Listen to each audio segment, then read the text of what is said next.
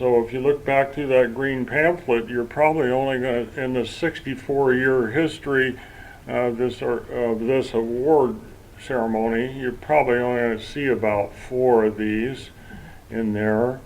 But their service, Bryon and Donna Loucks' service to this organization and to the greater tree farming community is not only distinguished but lengthy. It probably spans about 4.5 decades.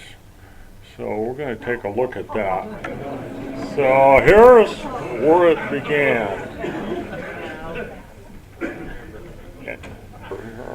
Okay, so Bryon and Donna were married in 1972. This is their honeymoon accommodations, and as you can imagine, it's in the forest. So, alrighty, so that's where the story begins. The story, as we become involved in the story, so this is their very first property, and so in 1974, Bryon got a job with the Weyerhaeuser Company here in Lewis County as a forester, and about a year later, Donna got a job with the Forest Research Center. She has a degree in library science, a master's in library science, and she became the librarian for the Forest Research Center. And not long after that, they began looking for forest land. Well, by 1979, they had purchased this abused piece of forest land out in the Lost Valley, and about 40 acres. They were proceeding to do good things with it. So on the photo on the left there, so part of this area, part of this parcel was old pasture land.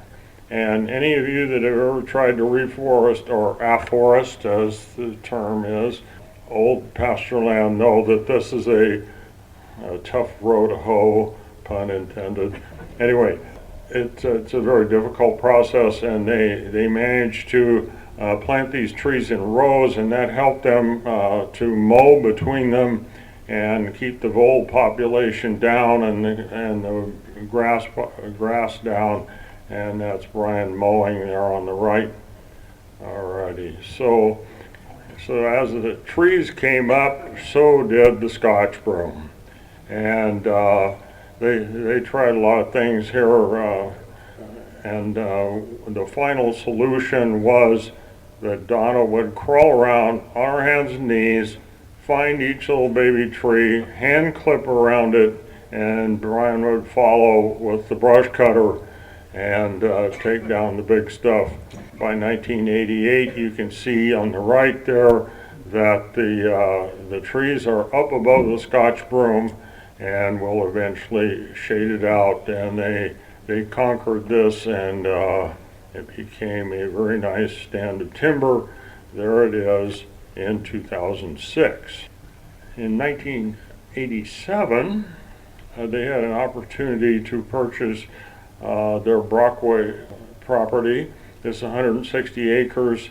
The upper left corner there is about 40 acres of 30-year-old natural reprod. The balance of the place was at that time 12-year-old planted stand, and it evolved into what you see there on the right, and that's a 2008 shot. And they, between these two photos, there had been all of the what was 12-year-old stuff had been pre-commercially thinned, and then cut to length thinned, commercially thinned with cut to length method.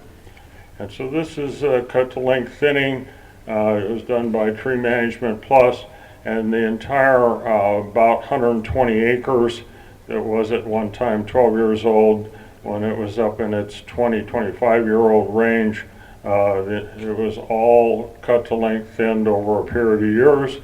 And I would note that you might notice the cut to length operator and he was your caterer here this evening.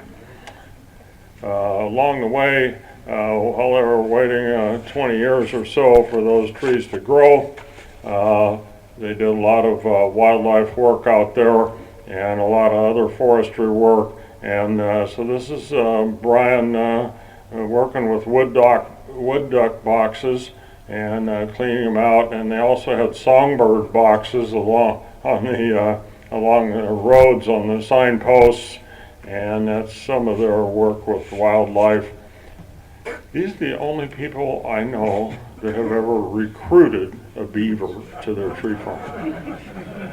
So the story behind that is that their tree farm originally had a beaver pond and a stream in the back of it, and they had a large rain event, and it took the beaver dams and the beavers somewhere out to the Chehalis River drainage somewhere. So they had built wood duck boxes and all this habitat, and wanted their habitat restored.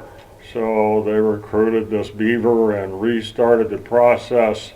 And sure enough, the merganser and the wood ducks all came back. Anyway, now this is how most of us know the Loucks. I don't know how many tree farm programs and evening tours and picnics and everything they hosted out there on their tree farm. And they walked us around there for years and showed us what they had learned, what to do, what they learned not to do.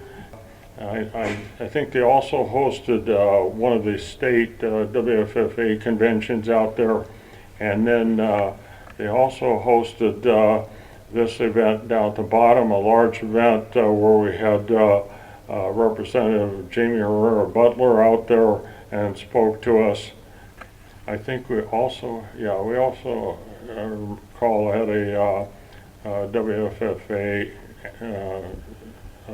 tour out there for the state convention, and they did a lot not only to educate us about forestry and what they had learned out there, but school children. So for about 20 years, they hosted the Adna 5th grade class at their tree farm. And a couple other folks in this room, Norma Green and the Kirkendalls and others, helped them with this project. This went on for about 20 years. Okay, so now let's talk a little bit more about the technical management of this.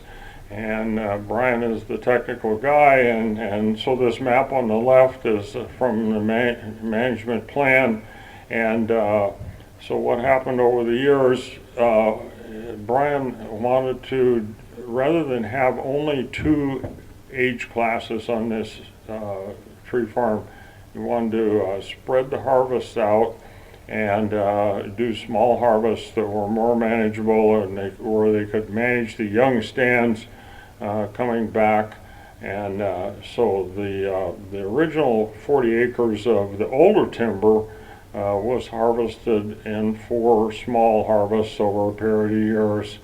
And then by that time, the other portion, the other 120 acres that was originally 12-year-old stuff, had grown into 40-year-old mature timber. And keep in mind, this had both PCT and cut-to-length thinning, so we're talking really nice timber. And they began the process of harvesting that. And you can see the different years of harvest there. And the one on the right is a 2018 aerial photo of all this work in progress. Those harvests started in 2006 and progressed on through 2022 was the last one, and many of you toured that. It was in the center there, and that was replanted to western red cedar with a large fence around it. And again, they shared their learnings, their with all of us, and we all got to had the opportunity to tour that. So they've shared much of their learnings out there with us, the rest of us tree farmers, and we've learned from that. So many of you saw this. It's a method of growing western red cedar in these large Vexar tubes and with bamboo stakes. And down on the right there, and that was done in areas that were too shady, too small and shady to put Doug fir into.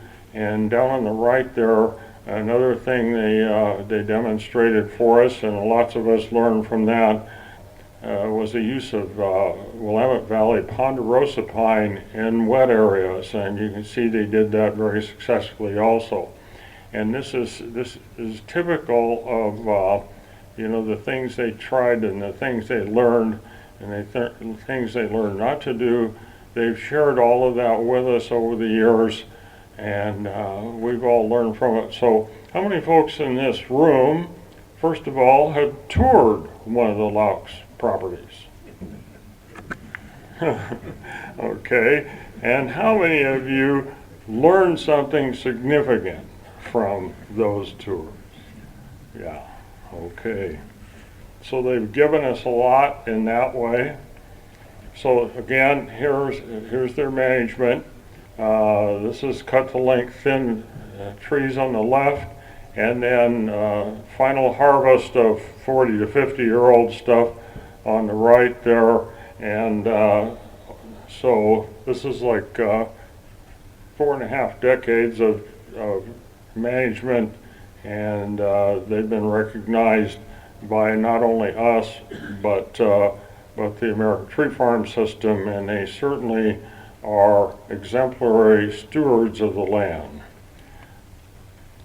Okay, so now we're going to talk. That's the story of their forestry work, and that's certainly we have benefited from that and learned from it, and they've shared, been very generous in sharing their knowledge with us. They've also, now we're going to talk about, they've also been very generous in sharing their time and their skills with the greater forestry community in many, many ways, and we're going to take a look at some of that now. So Bryon was a graduate of the Washington Ag Forestry Leadership Program, which he has put to very good use in the community. So it's a wonderful program, and Bryon has taken that knowledge and those skills and put them to good use for all of us. So this is Bryon's first service to the local organization here. This is 1986, where he took over the presidency of the local chapter. And I want to note here that both Bryon and Donna have held that office here at the local level.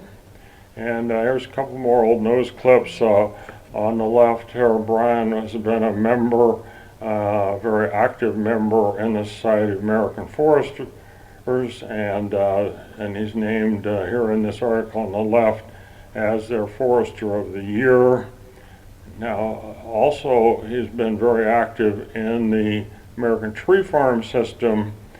That organization was basically dead around 1988 or so, and Bryon and a couple other folks stepped in and rebuilt that program to what it is today, what we see today, and it's hard to imagine that program was just absolutely near death. And he personally went out and inspected close to 100 new tree farms and brought them into the system. And I know that he did a couple of hundred re-inspections in the course of the years, the 20 years or so that he served with that organization. So the news clipping on the right, that's from the Chronicle, and they were awarded ribbons there for the forestry booth that used to be at the fair each year. Okay, so this is how we know Donna, and many of us know Donna. And Donna has a couple of official roles at the state level, at the Washington Farm Forestry Association state level, and here in Lewis County. But there's really more to that story. As anybody that's held office here in the last couple of decades is pretty aware, that she's kind of the kingpin. And anyway, you know, if we were a legislative body, she would probably have some title like Majority Whip. Anyway, she's the make it happen, get it done kingpin here. And so I love this picture, and I'm so glad we could get this in the program. And this so much sums up their years as tree farmers, and of course they were named Washington State Tree Farmers of the Year, and then they moved on and were Western Region Tree Farms in the American Tree Farm System. And you know, we could just sit here and make lists and lists of all of the things they've done for us, and all of the time they've given to this organization, to the SAF, to the tree farm system. These folks are certainly distinguished and certainly have given a great deal to all of us.